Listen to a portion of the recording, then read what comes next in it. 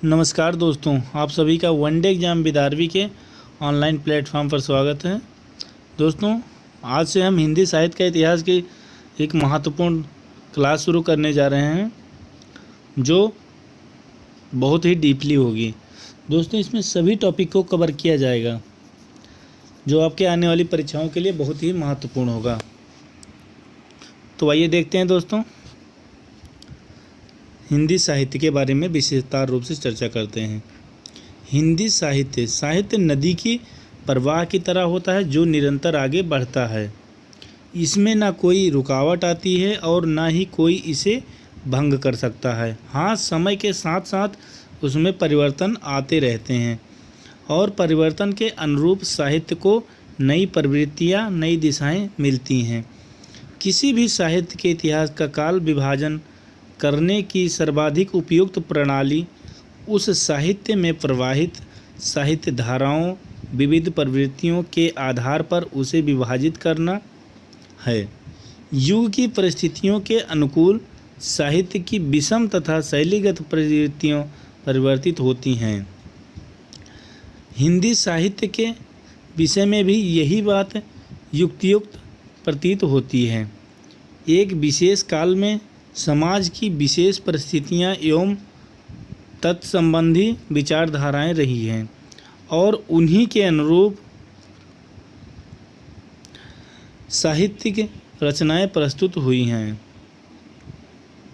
अपवाद रहे हैं अवश्य, परंतु गौड़ प्रवृत्ति के रूप में काल विभाजन करते समय स्वयं आचार्य शुक्ल जी ने विभाजन के आधार के संबंध में अपना मत स्पष्ट कर दिया है। उन्होंने कहा है, जबकि प्रत्येक देश का साहित्य वहाँ की जनता की चित्तवृत्ति का संचित प्रतिबिंब होता है, तब यह निश्चित है कि जनता की चित्तवृत्ति के परिवर्तन के साथ साथ साहित्य के स्वरूप में भी परिवर्तन होता चला जाता है। आदि से अंत तक इन्हीं चित्तवृत्तियों की परंपरा को परखते हुए साहित्य परंपरा के साथ उनका सामंजस्य दिखाना ही साहित्य का इतिहास कहलाता है। हिंदी साहित्य के इतिहास की सामग्री भक्तमाल 84 वैष्णव की वार्ता और 252 वैष्णव की वार्ता आदि ग्रंथों से मिलती है, किंतु काल विभाजन और नामकरण की ओर कोई दृष्टि नहीं की गई थी। हिंदी साहित्य का इतिहास सर्वप्रथम लिखने का श्रेय एक फ्रेंच विद्वान गार्सा द तासी को दिया जाता है। इन्होंने फ्रेंच भाषा में इस्तवार द ला लिटरेचर ए हिंदुस्तानी नामक ग्रंथ में अंग्रेजी वर्ण क्रमानुसार हिंदी और उर्दू भाषा के अनेक कवियों का परिचय दिया है, परंतु उन्होंने भी काल विभाजन और नामकरण की ओर ध्यान नहीं दिया था। इस परंपरा का दूसरा महत्वपूर्ण ग्रंथ हिंदी विद्वान शिवसिंह सेंगर का शिवसिंह सरोज है। इसमें लगभग 1000 भाषा कवियों के जीवन चरित्र और उनकी कविताओं के उदाहरण संग्रहित किए हैं, किंतु काल विभाजन का इसमें भी कोई संकेत नहीं किया गया है। इस संबंध में सबसे पहला प्रयास करने का श्रेय जो है जॉर्ज ग्रियर्सन को है। दोस्तों, टाइपिंग में थोड़ी मिस्टेक है। इस संबंध में सबसे पहला प्रयास करने का श्रेय जो है वो जॉर्ज ग्रियर्सन को है, पर जैसा कि उन्होंने स्वयं अपने ग्रंथ की भूमिका में स्वीकार किया है, उनके सामने अनेक ऐसी कठिनाइयाँ थीं जिसमें वे कालक्रम एवं काल विभाजन के निर्वाह में पूर्णतः सफल नहीं हो सके हैं। उन्होंने लिखा है, सामग्री को यथासंभव कालक्रमानुसार प्रस्तुत करने का प्रयास किया है। यह सर्वत्र सरल नहीं रहा है और कतिपय स्थलों पर तो यह असंभव सिद्ध हुआ है। इन्होंने हिंदी साहित्य के इतिहास को निम्नलिखित 11 शीर्षकों के अंतर्गत विभाजित किया है। किसने? जॉर्ज ग्रियर्सन ने।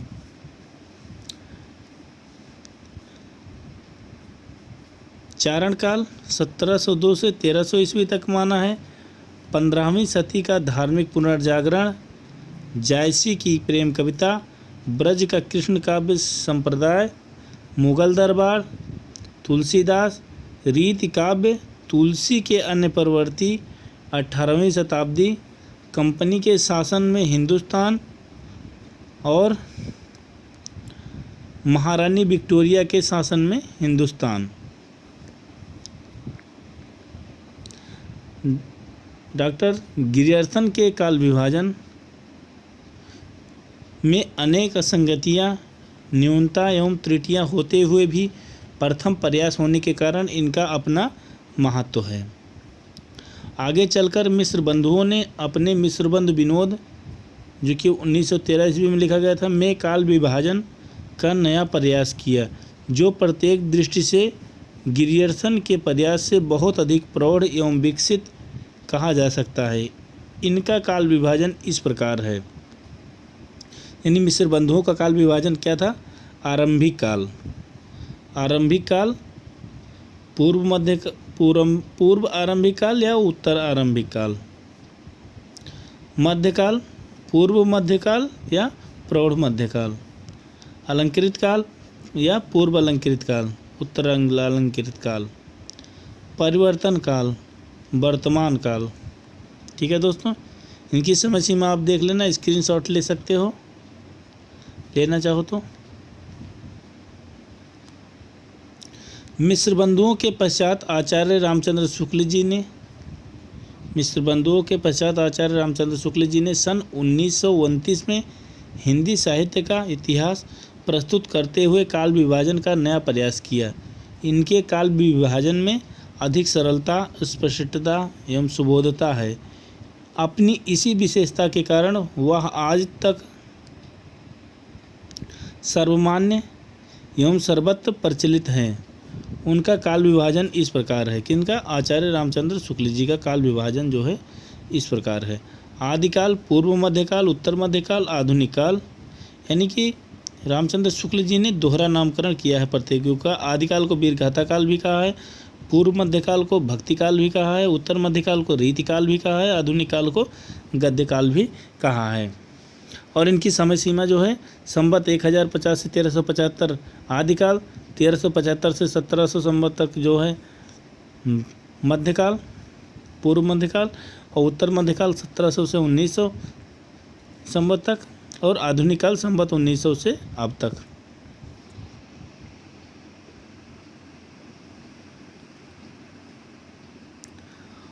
आचार्य शुक्ल जी के पश्चात डॉक्टर रामकुमार वर्मा का नाम इस प्रसंग में उल्लेखनीय है, यानी काल विभाजन के संबंध में जो है उल्लेखनीय है डॉक्टर रामकुमार वर्मा का, जिन्होंने अपना नया काल विभाजन प्रस्तुत किया, जो इस प्रकार है: संधि काल, चारण काल, भक्ति काल, रीति काल और आधुनिक काल। यानी कि इन्होंने जो है चारण काल नाम और ऐड कर दिया। और इसकी समय सीमा जो बताई, संधि काल की समय सीमा 750 विक्रमी से 100 विक्रमी तक, चारण काल की जो समय सीमा 1000 विक्रमी से 1375 विक्रमी तक माना है, भक्ति काल जो है 1375 से 1700 विक्रमी तक माना है, रीत काल 1700 से 1900 विक्रमी तक माना है, और आधुनिक काल 1900 से अब तक माना है। डॉक्टर वर्मा के काल विभाजन के अंतिम 3 काल विभाजन आचार्य रामचंद्र शुक्ल जी के ही विभाजन के अनुरूप हैं।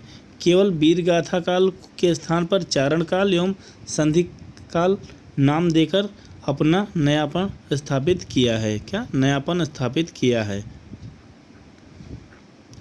इस परंपरा में बाबू श्याम सुंदर दास द्वारा किया हुआ काल विभाजन भी उल्लेखनीय है।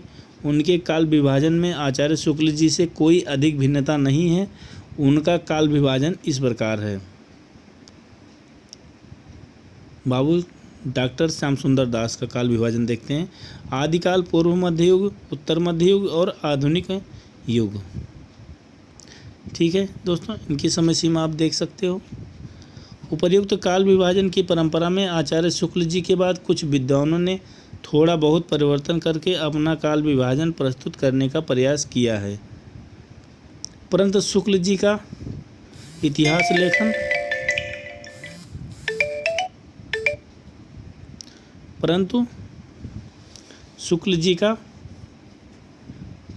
इतिहास लेखन का आधार ही अधिक वैज्ञानिक, तर्कसंगत और उपयुक्त प्रतीत होता है।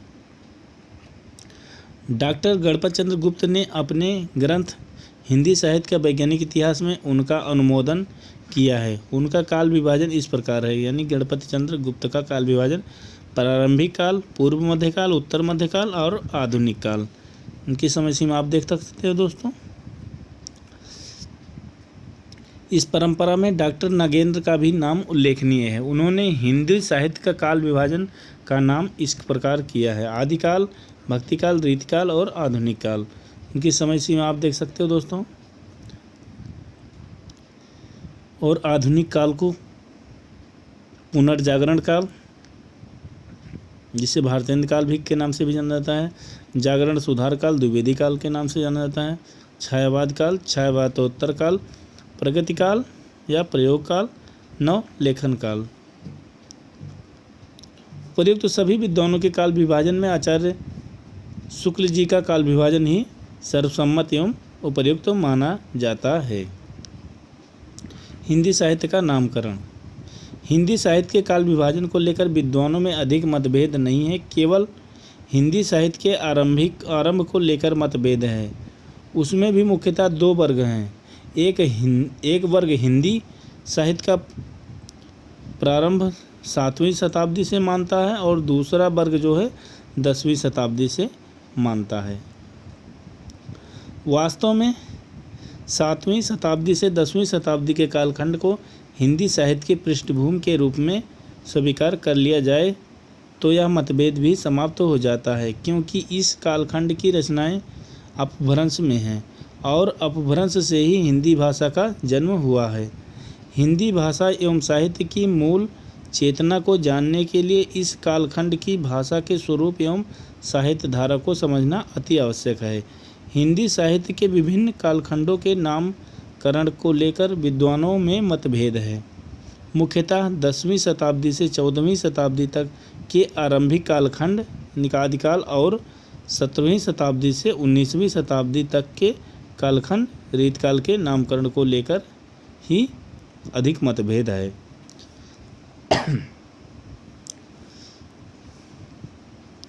10वीं शताब्दी से 14वीं शताब्दी तक के कालखंड के विभिन्न विद्वानों द्वारा किया गया नामकरण इस प्रकार है। चारण काल, गिरियर्सन ने जो है आदिकाल को क्या कहा है? चारण काल कहा है। प्रारंभिक काल किसने कहा है? मिश्र बंधुओं ने कहा है। वीरगाथा काल किसने कहा? आचार्य रामचंद्र शुक्ल ने कहा है। सिद्ध सामंत काल राहुल संस्कृत्यायन ने कहा है। बीज बपन काल महावीर प्रसाद द्विवेदी जी ने कहा है। वीर काल विश्वनाथ प्रसाद मिश्र जी ने कहा है। आदिकाल आचार्य हजारी प्रसाद द्विवेदी ने कहा है। संधिकाल या चारण काल डॉक्टर रामकुमार वर्मा जी ने कहा है। चारण काल,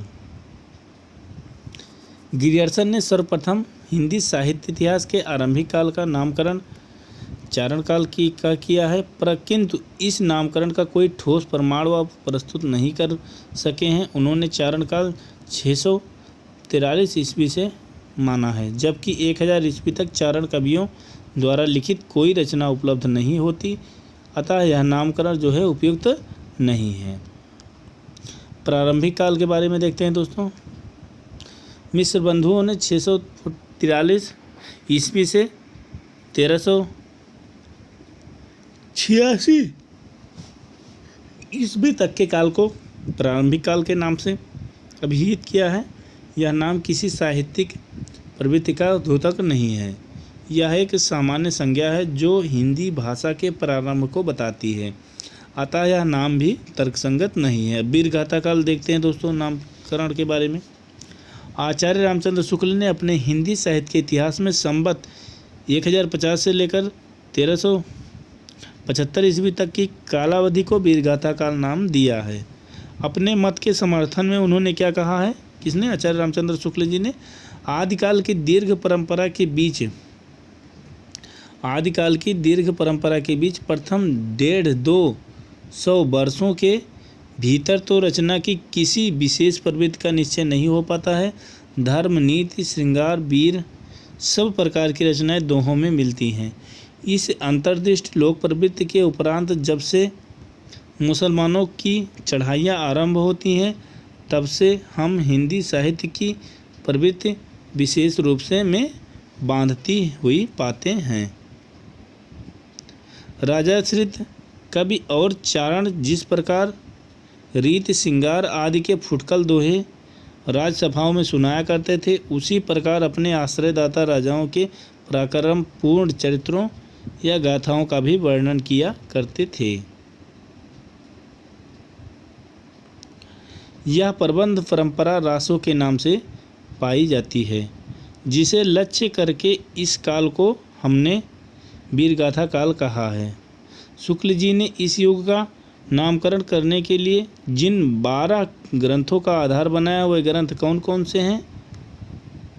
विजयपाल रासो, हमीर रासो, कीर्तिलता, कीर्ति पताका, खुमार रासो, बीसलदेव रासो, पृथ्वीराज रासो, जयचंद्र प्रकाश, जय मयंक, जस चंद्रिका, परमाल रासो, खुसरो की पहेलियाँ और विद्यापति की पदावली। जिन 12 रचनाओं को शुक्ल जी ने नामकरण का आधार माना है, आचार्य हजारी प्रसाद द्विवेदी जी ने उन रचनाओं को अप्रमाणिक सिद्ध करते हुए वीरगाथा काल नामकरण को निरर्थक सिद्ध किया है। जैसे बीसलदेव रासो और खुमार रासो नए शोध परिणामों के आधार पर 16वीं शताब्दी में रचित माने गए हैं। हमीर रासो जयचंद्र प्रकाश और जय मयंक जसचंद्रिका नोटिस मात्र हैं। इसी प्रकार प्रसिद्ध महाकाव्य पृथ्वीराज रासो को भी अर्ध प्रमाणिक मान लिया गया है। परमाल रासो या आल्हाखंड के मूल का आज कहीं पता नहीं लगता और खुसरो की पहेलियाँ तथा विद्यापति की पदावली भी वीरगाथात्मक नहीं है। इसके अतिरिक्त इस काल में केवल वीर काव्य ही नहीं लिखे गए, अपितु धार्मिक, श्रृंगारिक और लौकिक साहित्य की भी रचना हुई है। सिद्ध सामंत काल के बारे में चर्चा करते हैं दोस्तों। राहुल सांस्कृत्यायन ने इस काल का नामकरण सिद्ध सामंत काल किया है। इनके मतानुसार इस कालखंड के समाज जीवन पर सिद्धों का और राजनीति पर सामंतों का एकाधिकार था। इस युग के कवियों ने अपनी रचनाओं में सामंतों को यशोगान ही प्रमुख रूप से किया है। इस युग की अंतर्बाह्य प्रवृत्तियों का अध्ययन करने पर पता चलता है कि वहाँ सिद्धों और सामंतों का ही वर्चस्व था। इस नामकरण से तत्कालीन सामंती वातावरण का तो पता चलता है, परंतु किसी साहित्यिक प्रवृत्ति का उद्घाटन नहीं हो पाता है। इस नामकरण से नाथपंथी और दृढ़ योगी कवियों तथा खुसरो आदि की काव्य प्रवृत्तियों का समावेश नहीं हो पाता है। बीज बपन काल के बारे में देखते हैं दोस्तों। बीज बपन काल आचार्य महावीर प्रसाद द्विवेदी जी ने इस काल का नामकरण बीज बपन काल किया है, परंतु यह नाम उपयुक्त नहीं है। भाषा की दृष्टि से यह काल भले ही बीज बपन काल का हो, परंतु साहित्यिक प्रवृत्ति की दृष्टि से स्थिति ऐसी नहीं थी। इस नाम से यह आभास होता है कि उस समय साहित्यिक प्रवृत्तियाँ शैशव में थीं, जबकि ऐसा नहीं है। साहित्य उस युग में भी प्रौढ़ता को प्राप्त या अंता यह नाम उचित नहीं है। वीरकाल नामकरण के बारे में देखते हैं दोस्तों, चर्चा करते हैं। आचार्य विश्वनाथ प्रसाद मिश्र जी ने इस काल का नाम वीरकाल के नाम से किया गया है। यह नाम आचार्य रामचंद्र शुक्ल द्वारा दिए गए नाम वीरगाथा काल का रूपांतर मात्र है, किसी नवीन तथ्य को प्रस्तुत करने वाला नहीं है। अतः यह भी नामकरण भी समीचीन नहीं है। संध्या चारण काल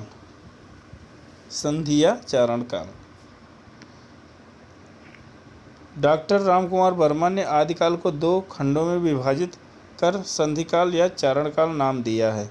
संधिकाल भाषा की ओर संकेत करता है और चारण काल से एक वर्ग विशेष का बोध होता है। इस नामकरण में भी यह त्रुटि है कि इसमें किसी साहित्यिक प्रवृत्ति का आधार नहीं बनाया गया। किसी जाति विशेष के नाम पर साहित्य में उस काल का नामकरण उचित नहीं है। यह नामकरण भी ठीक नहीं है। आदिकाल नामकरण के बारे में चर्चा करते हैं। आचार्य हजारी प्रसाद द्विवेदी जी ने इस काल के साहित्य को अधिकांशतः संदिग्ध और अप्रामाणिक मानते हुए उसमें दो विशेषताओं को रेखांकित करते हुए किया है: नवीन ताजगी और अपूर्व तेजस्विता। इन दोनों विशेषताओं को ध्यान में रखते हुए इस काल का नाम उन्होंने आदिकाल रखा है। किसने? आचार्य हजारी प्रसाद द्विवेदी जी ने। अपने इस मत को स्पष्ट करते हुए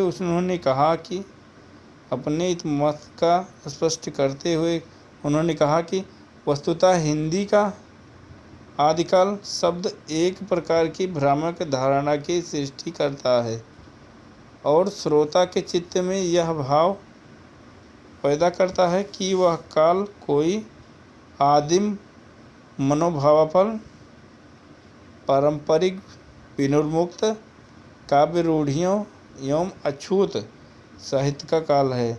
यह ठीक नहीं है। यह काल बहुत अधिक परंपरा प्रेमी, रूढ़िग्रस्त और सचेत कवियों का काल रहा है।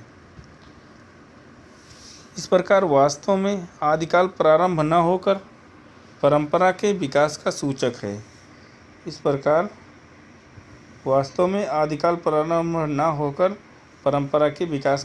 है। इस नाम से 7वीं-8वीं शताब्दी के बौद्ध सिद्ध नाथ योगियों के साथ वीर गाथा काव्यों और अब्दुल रहमान विद्यापति तथा खुसरो को एक सूत्रता में समेटा जा सकता है और फुटकल कवियों के नाम गिनाने से बचा जा सकता है। आदिकाल नाम में हिंदी काव्य रूपों एवं भाषा के अंकुरित होने का भाव भी आ जाता है, अतः यही नाम उपयुक्त ठहराता है। अधिकांश विद्वानों द्वारा भी आदिकाल नाम ही मान्य है। नेक्स्ट पॉइंट है 14वीं शताब्दी से 17वीं शताब्दी तक के कालखंड का नामकरण। 14वीं शताब्दी से 17वीं शताब्दी तक के कालखंड का नामकरण। आचार्य रामचंद्र शुक्ल जी ने संवत 1375 से लेकर 1700 तक इस तक के कालखंड को पूर्व मध्यकाल की संज्ञा से अभिहित किया है। इस युग में साहित्य में भक्ति की मुख्य प्रवृत्ति को देखते हुए कालावधि का नामकरण भक्तिकाल किया है। इस प्रवृत्ति सभी विद्वानों ने स्वीकार किया है और आज भी भक्तिकाल नामकरण सर्वमान्य माना जाता है। 17वीं शताब्दी से 19वीं शताब्दी तक के कालखंड रीतकाल के नामकरण विषयक मतभेद। आचार्य शुक्ल जी ने संवत 1700 लेकर 1900 ईस्वी तक के समय को उत्तर मध्यकाल नाम दिया है। इस युग के साहित्य में रीति ग्रंथों के लेखन की परंपरा को देखते हुए इसे रीतिकाल कहना तर्कसंगत माना है। इस काल के नामकरण को लेकर भी विद्वानों में मतभेद है। अलंकृत काल मिश्र बंधुओं ने कहा है, रीतिकाल जो है आचार्य रामचंद्र शुक्ल जी ने कहा है, कला काल राम शंकर शुक्ल रसाल ने कहा है, सिंगाल काल पंडित विश्वनाथ प्रसाद मिश्र जी ने कहा है। अब अलंकृत काल के बारे में चर्चा करते हैं दोस्तों।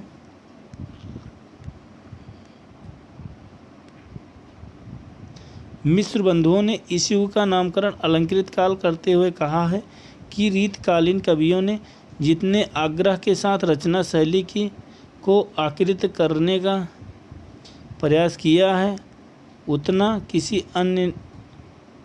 किसी भी काल के कवियों ने नहीं। इस प्रवृत्ति के कारण यह अलंकृत काल है।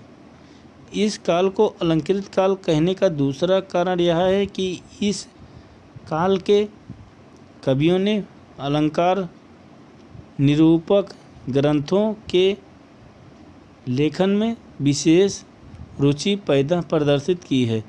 महाराजा जसवंत सिंह की का भाषा भूषण, मतीराम के ललित ललाम, केशव की कवि प्रिया रसिक प्रिया तथा सूरत मिश्र की अलंकार माला आदि जो हैं महत्वपूर्ण ग्रंथ हैं। दोस्तों आज की क्लास में यहीं तक, मिलते हैं अगले वीडियो में नए टॉपिक के साथ तथा इसके आगे के टॉपिक के साथ। धन्यवाद दोस्तों।